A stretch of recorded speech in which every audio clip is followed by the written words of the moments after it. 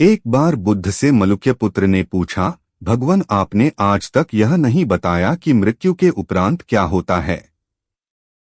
उसकी बात सुनकर बुद्ध मुस्कुराए, फिर उन्होंने उससे पूछा, पहले मेरी एक बात का जवाब दो।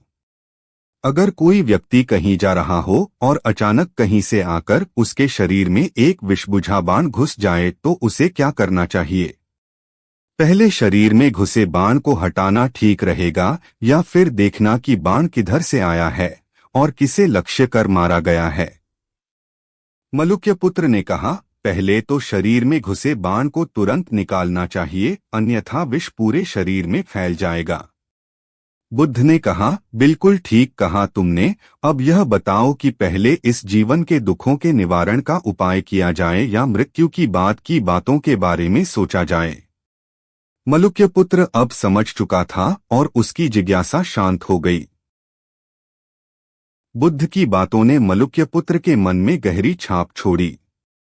वह समझ चुका था कि जीवन की वास्तविक चुनौतियों और कष्टों का समाधान खोजे बिना मृत्यु के बाद के प्रश्नों का कोई अर्थ नहीं है। लेकिन उसकी जिज्ञासा अभी भी शांत नहीं हुई थी।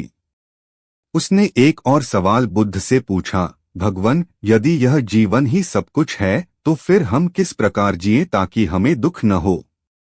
बुद्ध ने थोड़ी देर के लिए मौन धारण किया, फिर उन्होंने चारों ओर बैठे अपने अन्य शिष्यों की ओर देखा और बोले, मलुक्यपुत्र, दुख का कारण है हमारी इच्छाएं, हमारी तृष्णा। जब तक हम इस तृष्णा से बंधे रहते हैं, दुख हमारे जीवन में बना रहता है। इसीलिए मैंने बताया है अष्टांगिक मार्ग, यह मार्ग ही जीवन को शांति और आनंद की ओर ले जाता है।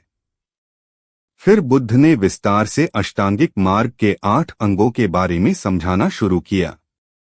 1. सम्यक दृष्टि, सही दृष्टिकोण और समझ। 2. सम्यक संकल्प, अच्छे इरादे और संकल्प। 3. सम्यक वाणी, सत्य और हितकारी बोल। 4. सम्यक कर्म, सही और अहिंसक कर्म। 5. सम्यक आजीविका, उचित और नैतिक जीवन यापन। 6. सम्यक प्रयास, गलतियों को सुधारने का प्रयत्न। 7. सम्यक स्मृति, जागरूकता और सतर्कता। 8. सम्यक समाधि, ध्यान और मन की शांति। मलुक्यपुत्र ने एक एक करके इन शिक्षाओं को सुना और उनके महत्व को समझा। उसे एहसास हुआ कि जीवन में संतोष और सुख प्राप्त करना बाहरी चीजों पर निर्भर नहीं है, बल्कि यह हमारे भीतर की समझ, व्यवहार और दृष्टिकोण पर निर्भर करता है। उस दिन के बाद मलुक्यपुत्र ने अपने जीवन में इन शिक्षाओं को अपनाने का निश्चय किया। उसने अपने भीतर के भय और अज्ञानता को दूर करने के लिए साधना और ध्यान का मार्ग अपनाया।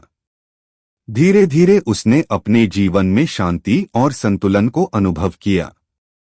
मलुक्यपुत्र ने बुद्ध के बताए अष्टांगिक मार्ग को अपने जीवन का हिस्सा बना लिया। वह नियमित रूप से ध्यान करने लगा और अपने मन की गहराइयों को समझने की कोशिश करने लगा। पहले जहां उसके मन में अनिश्चितता और प्रश्नों का बोझ था, अब वहां शांति और समझदारी ने अपनी जगह बना ली थी। धीरे धीरे उसके साथी शिष्य भी उसके बदलते स्वभाव को देखकर प्रेरित हुए। मलुक्यपुत्र अब औरों के साथ अपने अनुभव बांटने लगा। उसने बताया कि कैसे सम्यक दृष्टि ने उसे चीजों को एक नई दृष्टि से देखना सिखाया और सम्यक संकल्प ने उसके भीतर के नकारात्मक विचारों को दूर किया। एक दिन एक और युवा साधक, आनंद, मलुक्यपुत्र के पास आया और उसने पूछा, भाई, क्या यह संभव है कि हम हमेशा के लिए दुख से मुक्त हो सकें?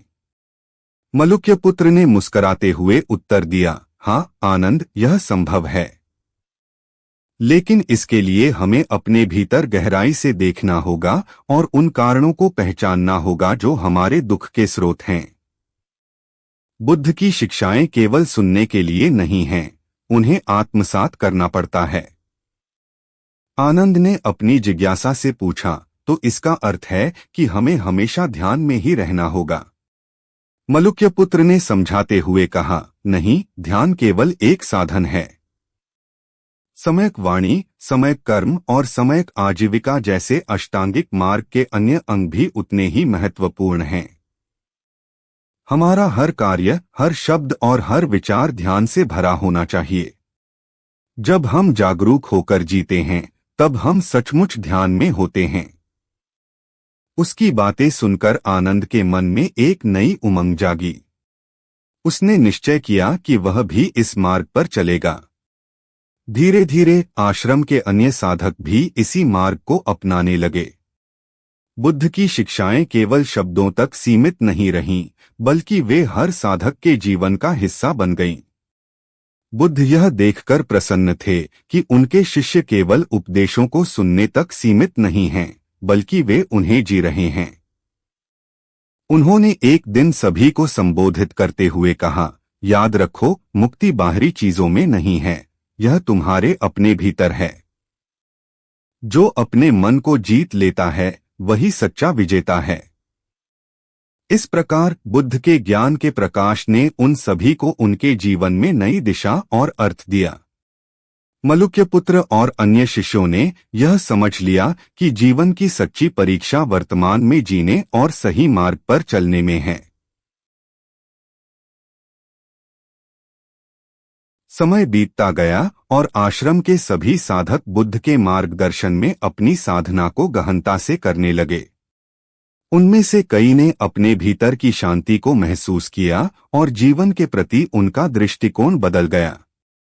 बुद्ध का नाम दूर दूर तक फैल गया और उनके प्रवचनों को सुनने के लिए और भी लोग आने लगे। एक दिन एक धनी व्यापारी जिसका नाम वसुदेव था, बुद्ध के पास आया। वसुदेव ने अपने जीवन में बहुत संपत्ति अर्जित की थी, लेकिन उसके मन में शांति नहीं थी। वह हमेशा भय और चिंता में घिरा रहता था कि कहीं उसकी संपत्ति नष्ट न हो जाए या वह किसी संकट में न पड़ जाए। उसने बुद्ध के चरणों में झुककर विनम्रता से कहा, भगवान, मैंने बहुत धन और वैभव अर्जित किया है, लेकिन मेरी आत्मा अशांत है। कृपया मुझे वह मार्ग दिखाइए जिससे मैं वास्तविक सुख और शांति पा सकूं। बुद्ध ने वसुदेव को ध्यान से देखा और फिर बोले, वसुदेव, तुम्हारी समस्या का समाधान तुम्हारे भीतर ही है। जो सुख तुम बाहरी वस्तुओं और धन में ढूंढ रहे हो, वह क्षणिक है। असली सुख तब मिलता है जब मन शांत हो और इच्छाओं का बंधन टूट जाए। वसुदेव ने कहा, लेकिन भगवान, मैं अपनी इच्छाओं और लालसाओं को कैसे छोड़ सकता हूँ? यह तो मेरे जीवन का हिस्सा बन चुका है। बुद्ध ने मुस्कुराते हुए एक उदाहरण दिया, वसुदेव, कल्पना करो कि एक प्यासा व्यक्ति समुद्र का खारा पानी पीने लगे। क्या उसकी प्यास बुझेगी? वसुदेव ने तुरंत उत्तर दिया, नहीं भगवान, खारा पानी तो उसकी प्यास को और बढ़ा देगा। बुद्ध ने कहा, ठीक वैसे ही हमारी इच्छाएं भी समुद्र के खारे पानी की तरह हैं। उन्हें पूरा करने से वे कम नहीं होती, बल्कि और बढ़ती जाती हैं। जब तक हम इन्हें पहचानकर इन्हें छोड़ने का प्रयास नहीं करेंगे, तब तक हमारी आत्मा शांत नहीं हो सकती। वसुदेव की आंखों में समझ की झलक दिखाई देने लगी। उसने बुद्ध से विनम्रतापूर्वक पूछा, तो भगवान, मैं किस प्रकार अपनी इच्छाओं का त्याग कर सकता हूँ और सच्ची शांति प्राप्त कर सकता हूँ? बुद्ध ने उत्तर दिया, अष्टांगिक मार्ग का पालन करो, ध्यान और सतर्कता के साथ अपने विचारों और कर्मों का निरीक्षण करो। धीरे धीरे तुम्हारा मन तुम्हारी इच्छाओं के बंधन से मुक्त हो जाएगा और सच्ची शांति का अनुभव करेगा। उस दिन से वसुदेव ने अपनी जीवन शैली में बदलाव करना शुरू किया। उसने न केवल ध्यान का अभ्यास शुरू किया, बल्कि अपनी संपत्ति का एक हिस्सा जरूरतमंदों में बांटने लगा।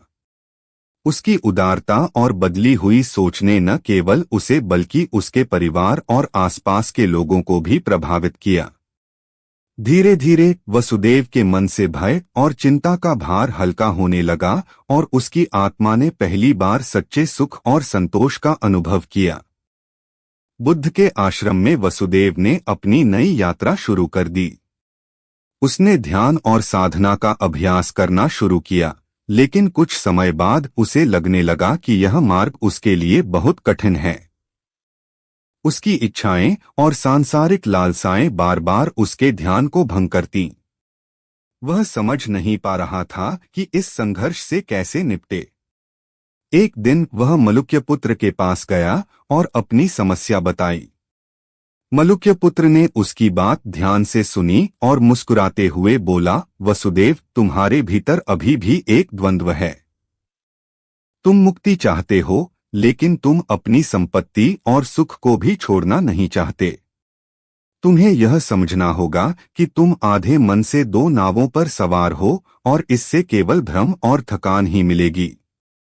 वसुदेव ने गहरी सांस लेते हुए कहा, मैं समझता हूँ, लेकिन मुझे डर है कि यदि मैंने सब कुछ छोड़ दिया तो मैं क्या रह जाऊंगा।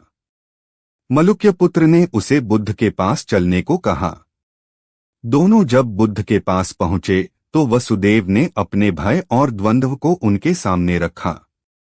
बुद्ध ने एक क्षण के लिए आंखें बंद की और फिर धीरे से बोले, वसुदेव, तुमने जिस डर का वर्णन किया है वह उसी मोह से उपजा है जिसने तुम्हें बांध रखा है। लेकिन एक बात याद रखो, सच्ची मुक्ति त्याग में नहीं बल्कि संतुलन में है। वसुदेव हैरान हुआ। उसने पूछा, संतुलन? इसका क्या अर्थ है, भगवन? बुद्ध ने एक अनोखी कहानी सुनाई। किसी समय एक राजकुमार ने साधु बनने का निश्चय किया। उसने अपनी सारी संपत्ति और सुखवैभव त्याग दिया और कठिन तपस्या में लीन हो गया। लेकिन उसकी कठोर साधना से भी उसे शांति नहीं मिली। एक दिन उसने एक संगीतकार को वीणा बजाते सुना। वह संगीतकार कह रहा था, यदि तार बहुत ढीला हो तो वीणा नहीं बजेगी और यदि बहुत कसा हुआ हो तो टूट जाएगा। सही स्वर वही है जहां तार ठीक से संतुलित हो। राजकुमार ने इसे सुना और समझा कि अतिवाद से कुछ नहीं मिलेगा। वसुदेव के चेहरे पर जैसे प्रकाश फैल गया। उसने महसूस किया कि मुक्ति का मार्ग न तो केवल त्याग में है और न ही केवल भोग में बल्कि सही संतुलन में है। उसने निश्चय किया कि वह अपनी संपत्ति और जिम्मेदारियों को छोड़ने की बजाय उन्हें इस प्रकार उपयोग करेगा जिससे दूसरों की भलाई हो और वह स्वयं भी ध्यान और साधना के माध्यम से अपनी आत्मा की शांति पा सके। इस नए दृष्टिकोण से वसुदेव ने धीरे धीरे अपनी सोच और जीवन शैली को बदला। उसने अपनी संपत्ति का एक हिस्सा समाज की भलाई में लगाना शुरू किया और बाकी जीवन में आत्मसंतोष और ध्यान को अपनाया। वह अब केवल स्वयं के लिए नहीं बल्कि दूसरों की खुशी और कल्याण के लिए भी जीने लगा। मलुक्य पुत्र और आश्रम के अन्य शिष्यों ने देखा कि वसुदेव में सचमुच परिवर्तन हो गया है। वह अब दूसरों के लिए प्रेरणा बन गया था और बुद्ध की शिक्षाएं उसके माध्यम से फैलने लगीं। इस मोड़ ने यह साबित कर दिया कि सच्चा बदलाव भीतर से आता है और संतुलन में ही जीवन की सच्ची शांति और आनंद है।